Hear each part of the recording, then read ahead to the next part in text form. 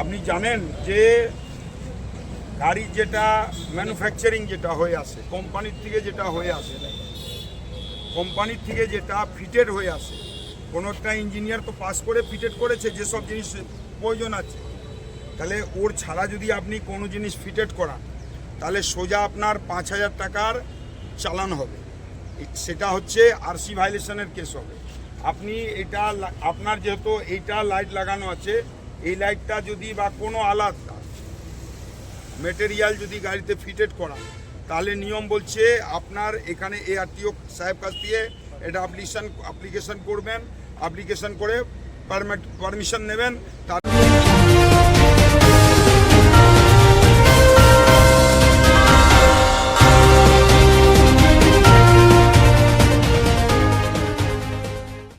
অটোতে অতিরিক্ত আলো, রুট মানছেন না, সিটি সেন্টারে কড়া অভিযানে পুলিশ। শনিবার দুর্গাপুরের সিটি সেন্টার বাস স্ট্যান্ড সংলগ্ন অটো স্ট্যান্ড এখানে ট্রাফিক সচেতনতামূলক অভিযান চালায় আসানসোল দুর্গাপুর পুলিশ কমিশনারেট। উপস্থিত ছিলেন Durgapur traffic OC, traffic police কর্মী ও সিভিক ভলেন্টিয়ার্স। অটো চালকদের নির্ধারিত রুট মেনে চলার নির্দেশ দেওয়া হয়। অনুমোদিত এলাকার বাইরে গাড়ি চালানো যাবে না। চালকদের রুট পারমিট ও অন্যান্য প্রয়োজনীয় নথি পরীক্ষা করা হয়। ট্রাফিক পুলিশ স্পষ্ট জানায় আরটিওর অনুমতি ছাড়া অটোতে অতিরিক্ত যন্ত্র বা আলো লাগানো যাবে না। বিশেষ করে সামনের নাম্বার প্লেটের উপরে অতিরিক্ত আলো ব্যবহার সম্পূর্ণ নিষিদ্ধ। নিয়ম ভাঙলে আইন অনুযায়ী কড়া ব্যবস্থা ও বড় অঙ্কের জরিমানা করা হবে বলেও সতর্ক করা হয়। এই অভিযানের মূল উদ্দেশ্য ট্রাফিক নিয়ম মেনে চলা ও দুর্ঘটনা রোধ করা। তাই সবাই নিয়ম মানুন, নিরাপদে চলুন। সিটি সেন্টার থেকে ননস্টপ এক্সপ্রেস টিভির প্রতিবেদন। স্পেসিফিক ওটা অর্ডার থাকে কমার্শিয়াল ভেহিকেলকে যে আপনার পারমিট থাকতে হবে, তার একটা ভ্যালিডিটি থাকে। হ্যাঁ, 27 সেইটা আপনার ভ্যালিডিটি মেশিনে আমি চেক করলাম, permit valid up to 27 April পর্যন্ত আছে। ঠিক আছে, আপনার রুট কি আছে?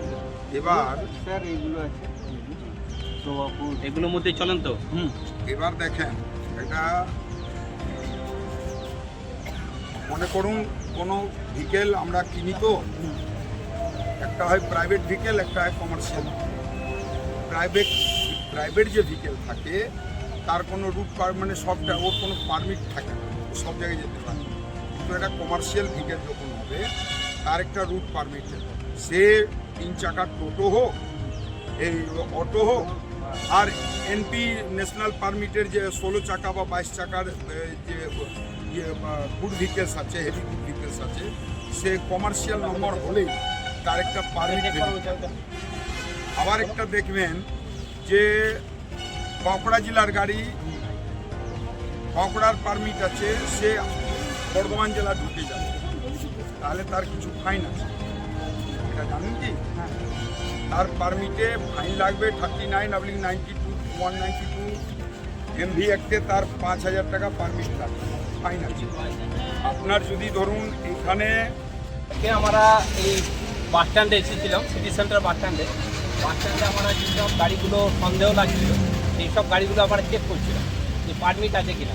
আমরা যতগুলো গাড়ি চেক করেছি প্রত্যেকটা গাড়িরই আপনারা দেখলেন যে পেপার ঠিক আছে এবং পারমিটে আছে, নির্দিষ্ট রুটেও চলে।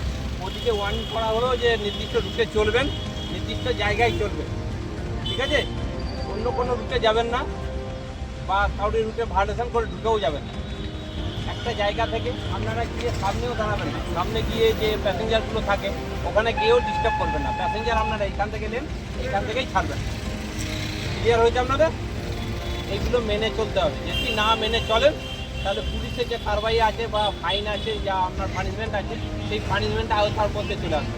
যাতে না আসতে হয় তার জন্য আপনাদেরকে আজকে ওয়ার্ন করে গেলাম, দ্বিতীয়বার এরকম কাজ করবেন না বা বাইরে গিয়ে ডিস্টার্ব করবেন না, কোথাও আনঅথরাইজ পার্কিং করে দেবেন না। নির্দিষ্ট পার্কিং আছে, আপনাদের স্ট্যান্ড আছে, এইখান থেকেই গাড়িগুলোকে আপনারা ছাড়বেন, ঠিক আছে?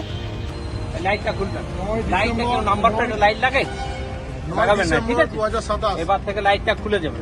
লাইট যদি লাগাতে হয় আপনি এখানে লাগান, এখানে লাগান, যেখানে খুশি লাগান, এই নাম্বার প্লেটের মধ্যে লাইট লাগাবেন না, ঠিক আছে? এইটা চেক করো তো, এটা দেখি স্যার। এটা ঠিক আছে, 9 ডিসেম্বর 2027। 9 ডিসেম্বর।